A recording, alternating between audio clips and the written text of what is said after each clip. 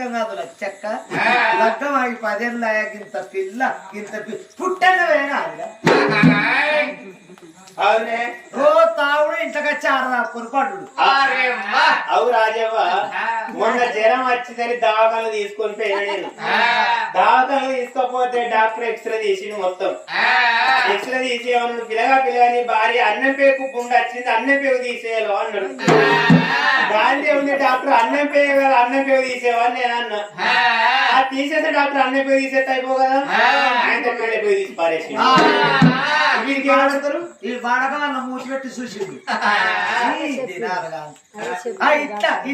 ఇట్లా పడుతుంది మా ఆరాధుడు ఎట్లా మాట్లాడు మా ఆరాధు